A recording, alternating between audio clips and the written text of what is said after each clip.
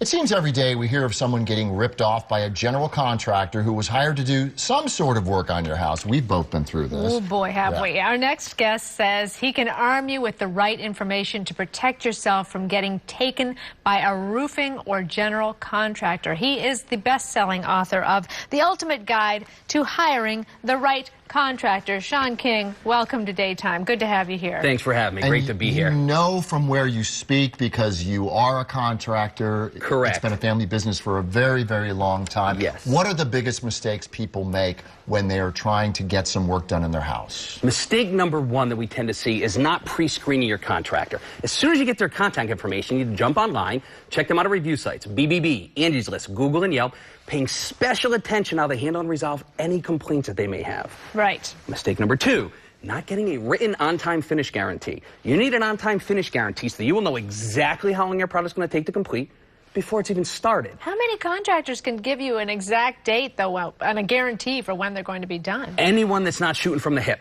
who's done their homework on the project, they're not going to be able to tell you that in the first 30 minutes of meeting you. Right. But once they do their due diligence, unless it's their first rodeo, we know how long a kitchen takes. We know how long window installations. You know that if you've been doing this for any length of time. And, you know, a lot of times I think the homeowner, you have to take a little bit of the blame because if you keep changing things, that prolongs the project. Sure does. It increases the budget. It sure does, and it's very common, not so much on the exterior projects, but you're talking a kitchen remodel or an addition.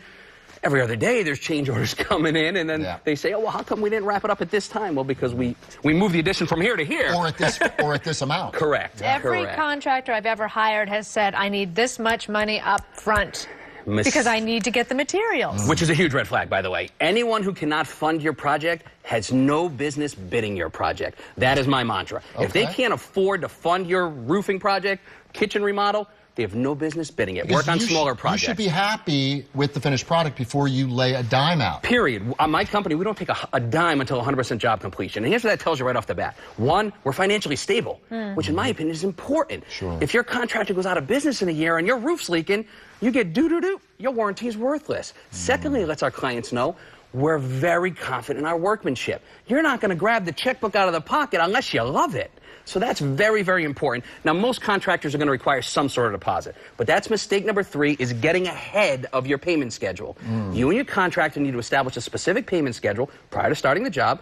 But as the homeowner, it's up to you to stick to it. Right. So as soon as you get ahead on payments, all bets are off. You've lost any control or leverage that you may have had. Your contractor is now going to determine when or even if your project gets completed. You give him all the money, he doesn't have much of an interest in coming back. Why do you have the hose here? I'm curious. The hose has to do with that, that on-time written guarantee. Okay. If you don't have that, we've all heard the horror story where the contractor says, don't worry about it, kitchen will be done in 2-3 weeks. Hey, do you know my contractor? And I know a guy. And 5 months later, that kitchen's still not done, and you're outside washing your dishes with a garden hose. That is a true story. A client was living out of a cooler and a hose. Okay, let's talk about this. Worst case scenario, you are taken by a contractor. Sure. Do you have any recourse? You do. What should you do? The first step you want to do is keep all the paperwork during the process. Make sure you get everything in writing and all of that. And if something goes sideways here in Tampa, you want to contact the Florida State Contractors Board. That's your first resource. Okay. They'll vet your contractor on their own and see if they are licensed and insured to properly perform the work. If they are, the good news is the board will intervene on your behalf, and the results are typically favorable. Okay. If, however, they are not properly licensed and insured, there's nothing the board can really do. They're not their police if they're not part of the community. And now, Hence why you have to vet your contractor. Or pre-screening them, checking them out. A guy pulls up in a shiny truck doesn't mean he's a good contractor. Right, and you may have to pay a little extra, but it's worth it in the end. In the long run, and especially if they're not hitting you with a bunch of their own additional fees, maybe it's less in the long run. You're right. All right, Sean King, great information. Thank you so much for being here. Thank you. I have a job for you. All right. We'll be right back.